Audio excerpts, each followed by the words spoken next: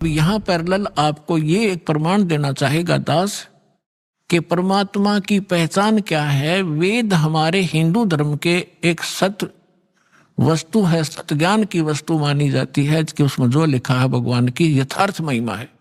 तो जो वेद बताते हैं कि परमात्मा के बचपन में जो परवरिश की लीला कुंवारी गाय से होती है, वेद में लिखा है। और जिस भगवान ने ये लीला की है तो who is God? He is God. जो वेदों अनुसार जिसकी लीला है। अब थोड़ा सा प्रमाण देते हैं। ये कबीर सागर है और ये कहां से प्रकाशित है, ये कौन है इसका संशोधन करता? ये कबीर पंथी ही है।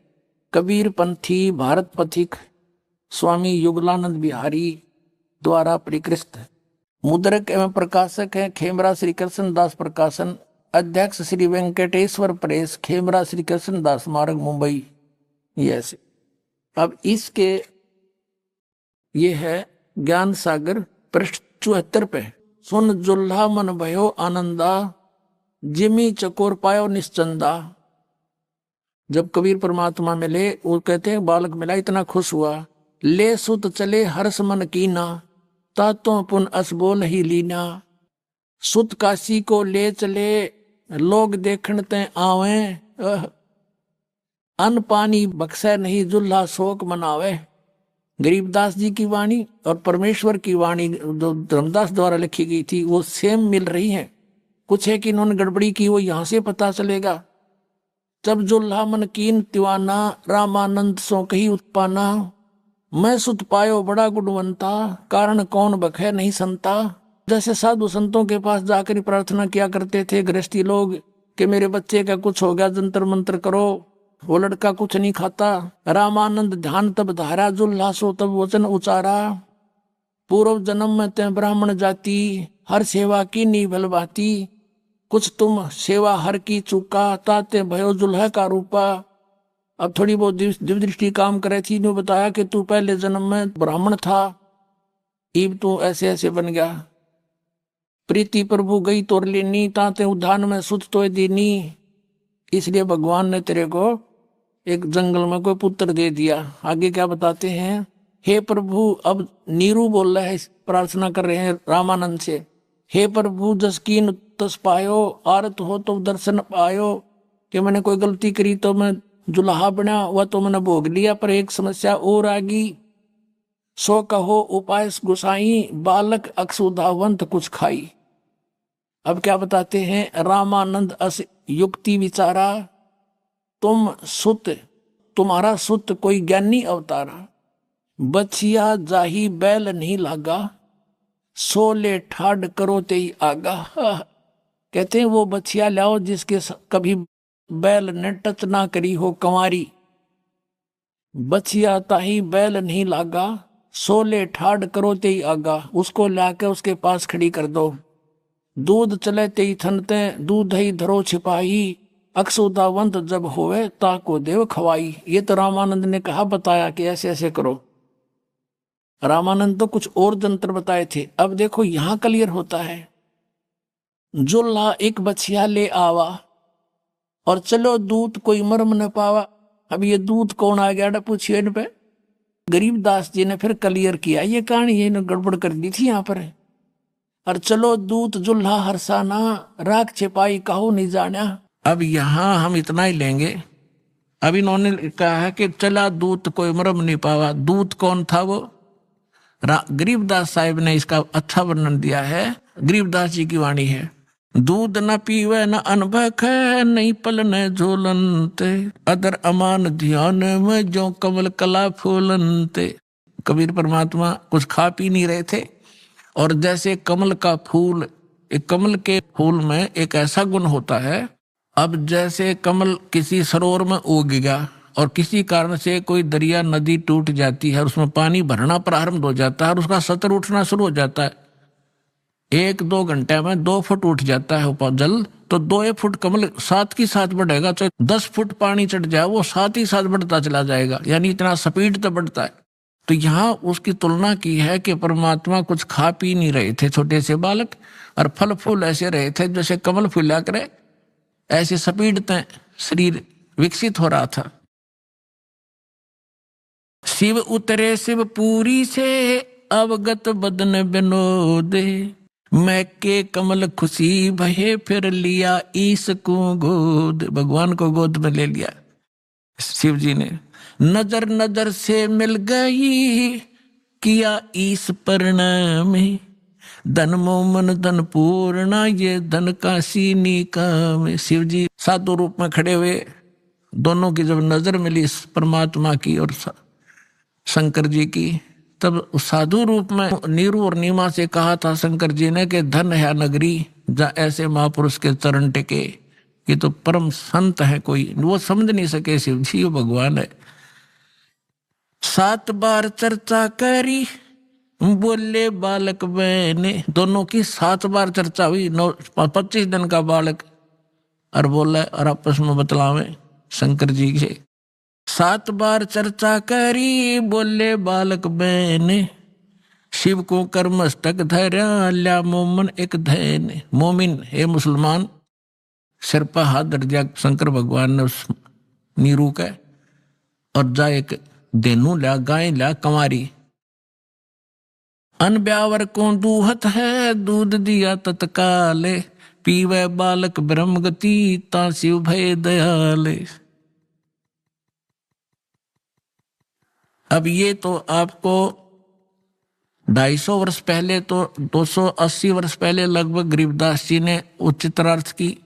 600 वर्ष पहले धर्मदास जी ने परमात्मा की महिमा को लिखा, कबीर सागर।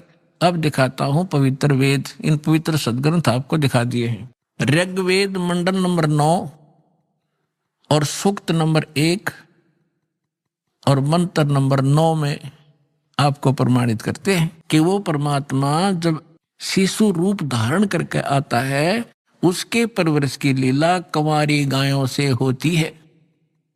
ये देखिएगा, ऋग्वेद मंडल नंबर 9 और 10 ये इकट्ठे हैं। ये कहां से छपा है? प्रकाशक है सार्वदेशिक आर्य प्रतिनिधि सभा, महर्षि दान भवन, रामलीला मैदान, नई दिल्ली से। और कौन इसके भाष्य करने वाले, अनुवाद करने वाले, और कहां से छपी है? मुद्रक है Prince offset printer 1510 Pataudi house, नई दिल्ली, दरियागंज नई दिल्ली। ये देखिएगा,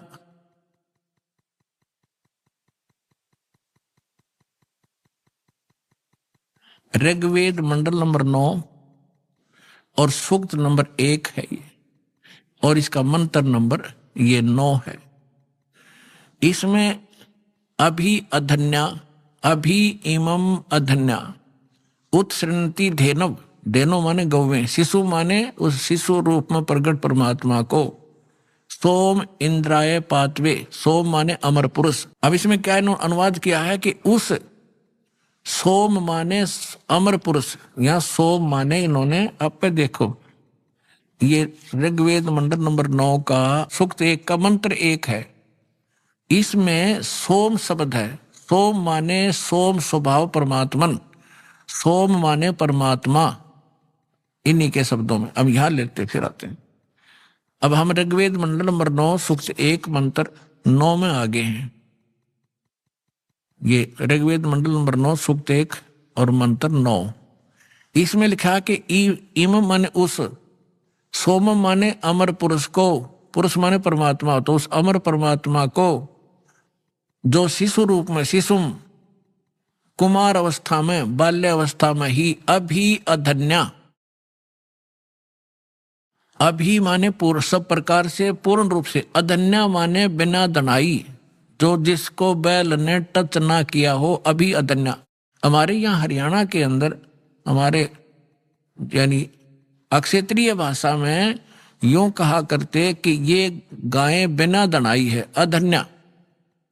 बिना धनाई माने ये इसको बैल ने टच नहीं किया है, सांड ने, और ये मतलब बिना धनाई है। तो यहां वही है अभी अधन्या। अभी माने पूर्ण, सब प्रकार से, कंप्लीट इन ऑल रिस्पेक्ट, यानी कंवारी। अभी अधन्या माने कंवारी। ये देखिए, उस सोम स्वभाव, सोम माने अमर पुरुष को, शिशु माने जो शिशु रूप में प्रकट होता है, उसकी अभी अधन्या, सब प्रकार से अधन्या माने इन कर दिया अहिंसनीय, यो खा कर अर्थ है इनका। दैनो माने गौवे, गौवे तृप्त करती हैं, ओए होए तृप्त करती उस परमात्मा को। जो परमात्मा अमर पुरुष शिशु रूप धारण करके आता है, उनके परवरिश की लीला ये समझो अभी अधन्या कवारी गायों गौओं के द्वारा होती है, वो उसको तृप्त करती हैं। अब इससे क्या सिद्ध हुआ?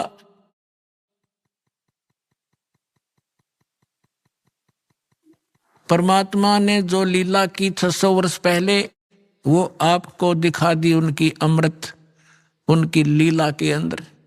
और उसके बाद जैसे तुलसीदास जी ने भगवान श्री रामचंद्र का इतिहास जीवनी लिखी बाद में, ऐसे ही गरीबदास साहिब को परमात्मा मिले थे, सचखंड लेकर गए थे, उनकी दिव्य दृष्टि खोल दी थी, उनका ज्ञान योग खोल दिया था। उसके बाद आदरणीय गरीबदास साहिब जी ने परमात्मा की वही महिमा बताई कि उन्होंने ऐसे लीला की। और वेद बताते हैं कि परमात्मा जब शिशु रूप धारण करके यहाँ आते हैं, एक लीला करते हैं, उस समय उनके परवरिश की लीला कंवारी गायों द्वारा होती है। Who is God? Kabir is God.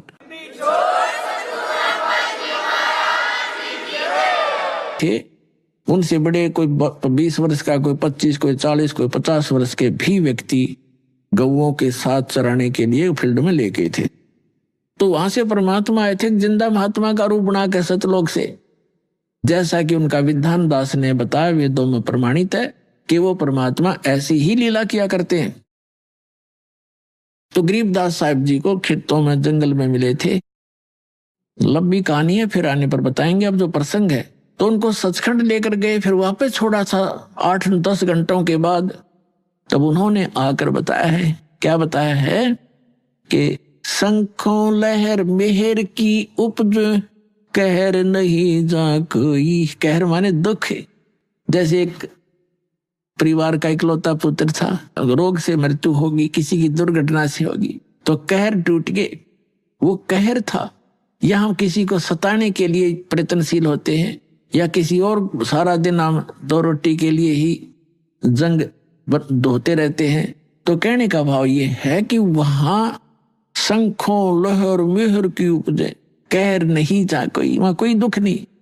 अब जैसे इस दास के साथ बहुत बार बनता है, पहले भी बनता था, कि जैसे अकेला होता हूं तो एक बार ऐसी हिलोर उठती है अंदर से, जैसे कोई कितना ही हमें सता रहा हो, कितना ही दुखी कर रहा हो, उसके प्रति भी दोष नहीं आता, उसके प्रति भी द्वेष नहीं होता, कोशिश करने से भी नहीं होता, सब अपने से लगते हैं।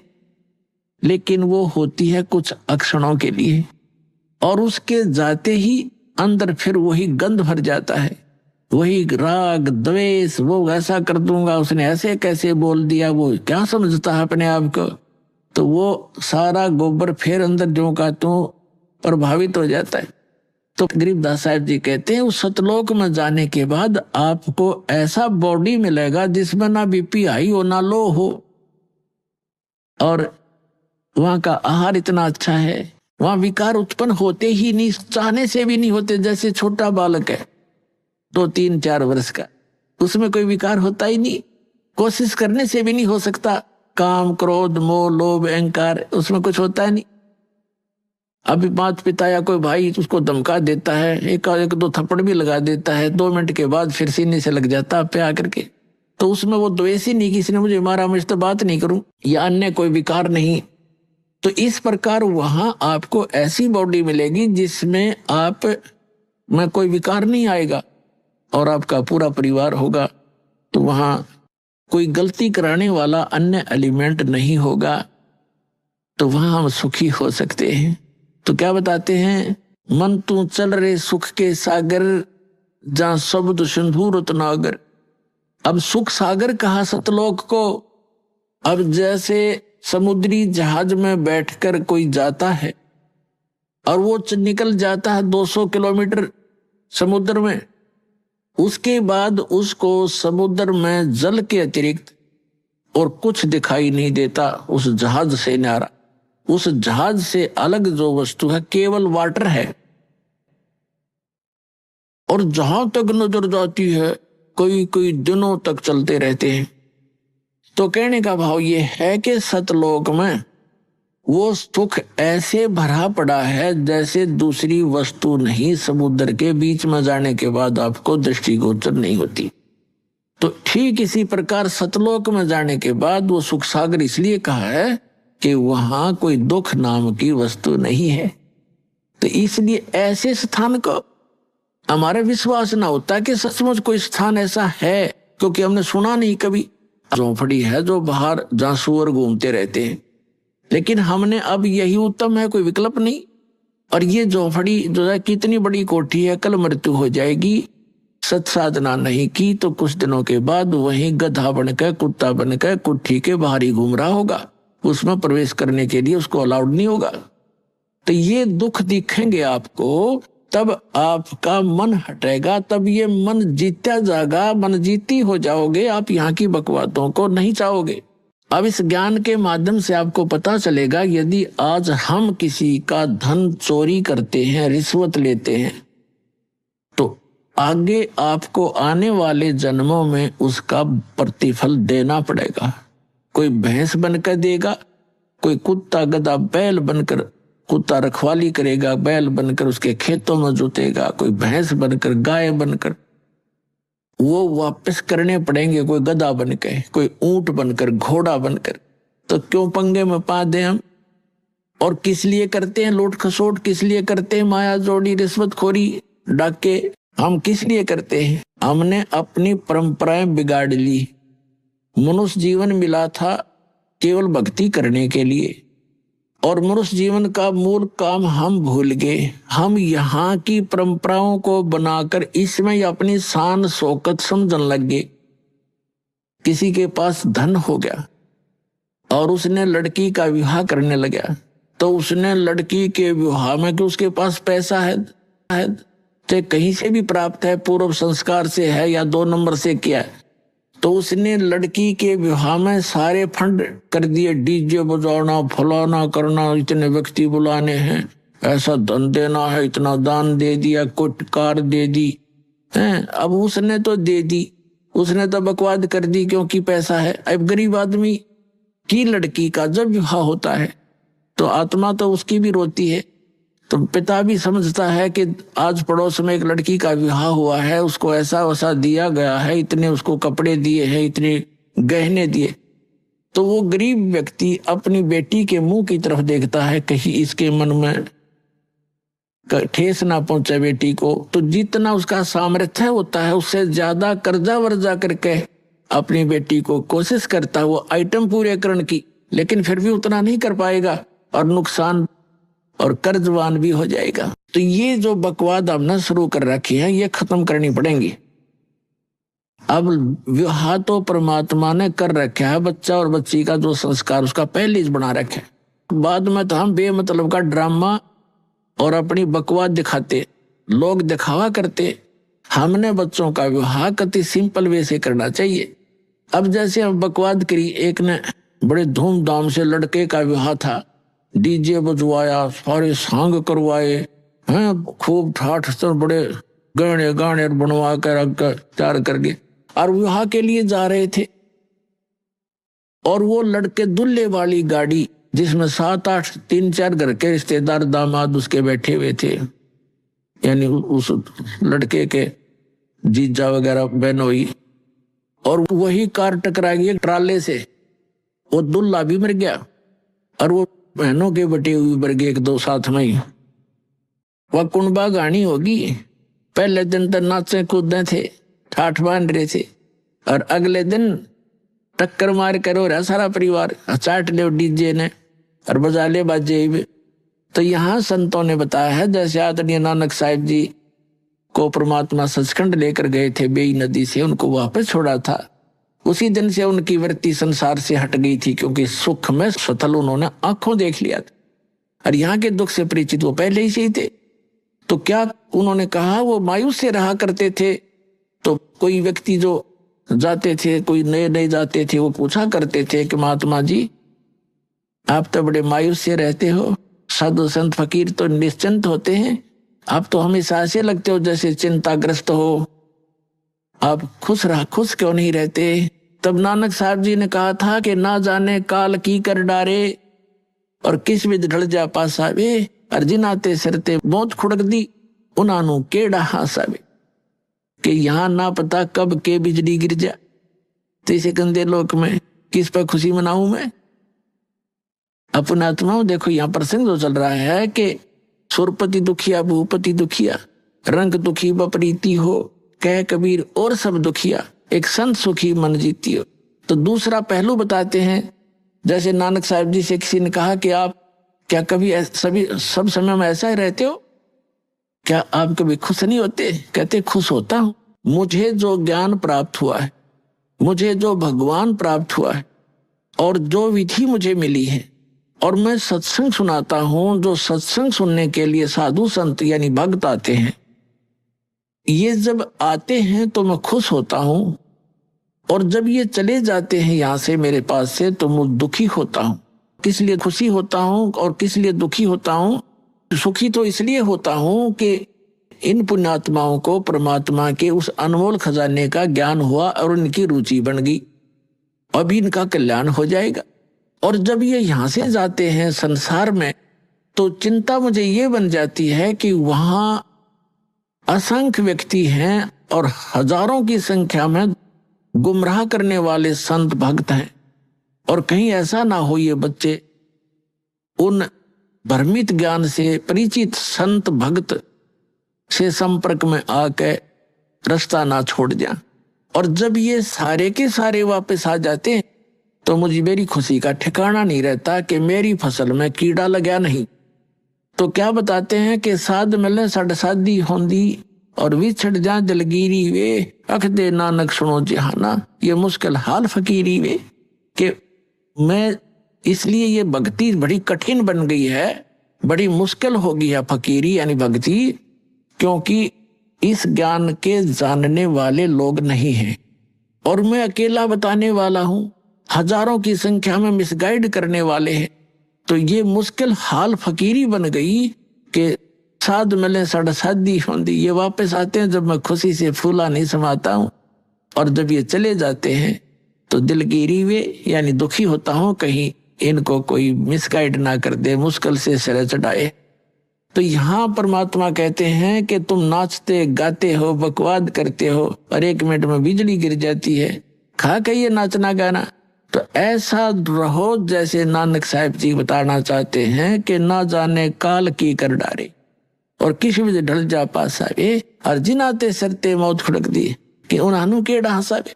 और फिर दूसरी बात ये है, जैसे विद्यार्थी, ये एक विद्या केंद्र है पूरी पृथ्वी, और जिनको मानव शरीर प्राप्त है, ये ड्रेस अलग है अन्य प्राणियों से, आपकी कुत्ते से, गधे से, सुअर से, तो ये ड्रेस अलग है, तो इसका काम भी कोई और ही है।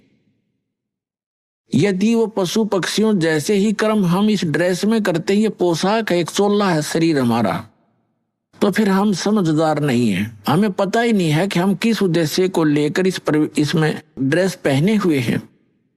और जो आप विद्यार्थी हैं, मनुष्य शरीर प्राप्त प्राणी पूरी पृथ्वी पर, ये सभी विद्यार्थी हैं और इनको परमात्मा पाने वाली, आत्म कल्याण करवाने वाले इस विद्यालय में प्रवेश प्राप्त हो चुका है। आपके इतने अच्छे नंबर हैं, इतने अच्छे अंक हैं आपके, और जो बच्चा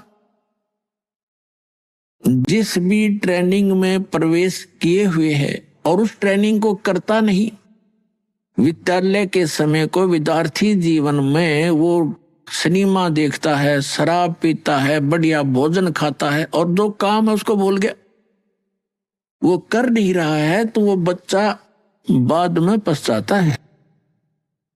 जैसे एक समय ये दास हरियाणा सरकार के अंदर जूनियर इंजीनियर सिविल के अंदर कार्यरत था, तो जहां हमारा कंस्ट्रक्शन वर्क चल रहा था, वहां पर रोड का भी कंस्ट्रक्शन वर्क चल रहा था, रोड का, सड़क का।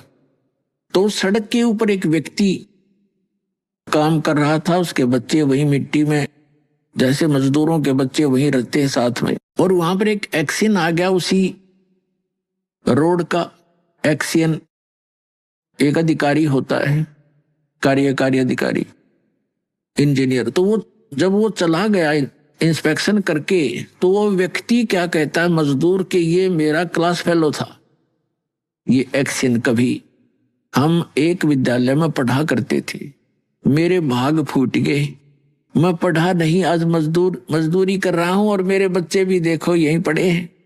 और ये पढ़ गया, समय का सदुपयोग कर गया, आज देखो कारों में चलता है, इसके बच्चे पंखों के नीचे कोठियों में लेटे हुए हैं। अब वो रो रहा था इस बात को याद करके। तो यहाँ परमात्मा आपको याद दिलाना चाहते हैं कि उस समय आप रोगे, पछताओगे। जब ये समय हाथ से छूट जाएगा मनुष्य जीवन का, तो इसी तरह पछताओगे। मनुष्य ये विद्यालय का समय है आपका, ये मनुष्य जीवन जब तक है आप विद्यार्थी हैं, और इसमें ये कार्य नहीं किया भक्ति वाला, तो बाद में पशु पक्षी बनकर रोया करोगे। गरीबदास जी कहते हैं, ये संसार समझदा नहीं, कहंदा श्याम दोपहरे नु, गरीबदास ये वक्त जाता रोगे इस पैरे नु। ये मनुष्य जीवन एक बार हाथ से छूट गया, इस पैरा माने समय को रोया करोगे फिर। जैसे कुत्ता रात्रि में ऊपर को मुंह करके रोता है, उसकी आत्मा में कभी ना कभी वो बात याद आती है, मैं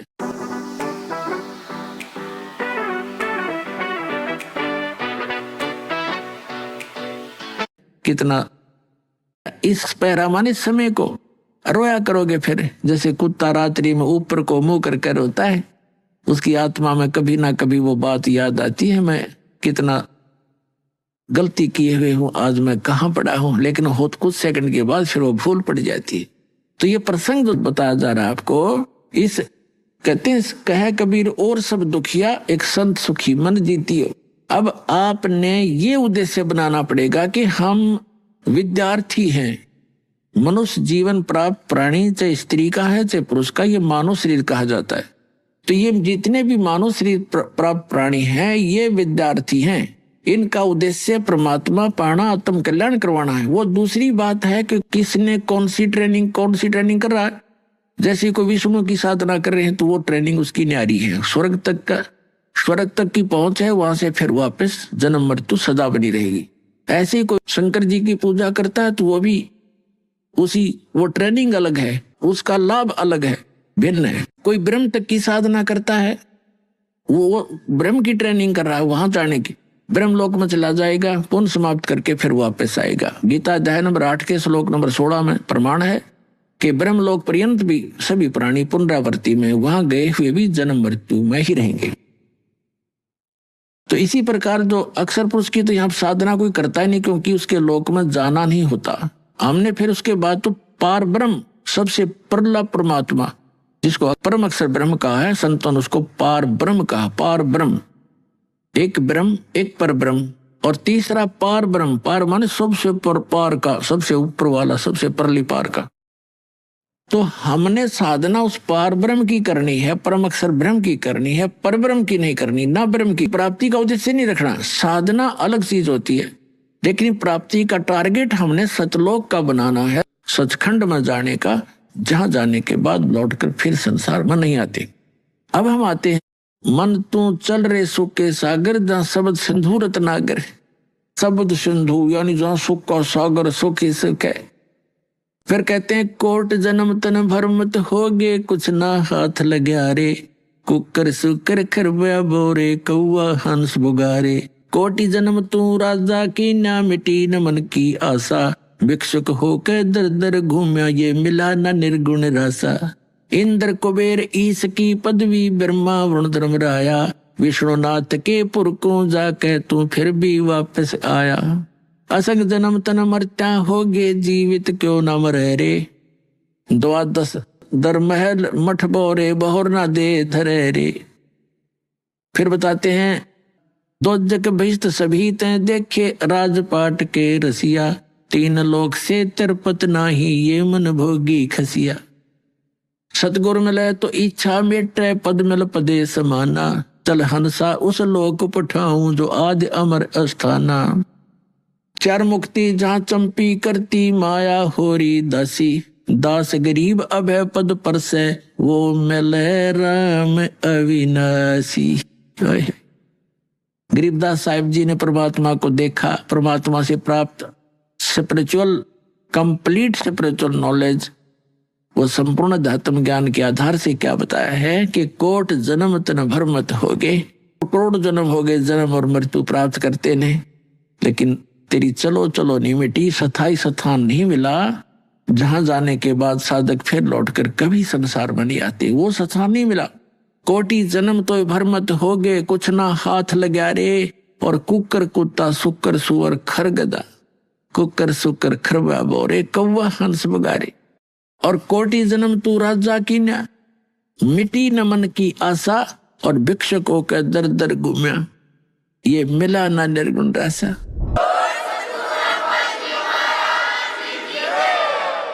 तो ये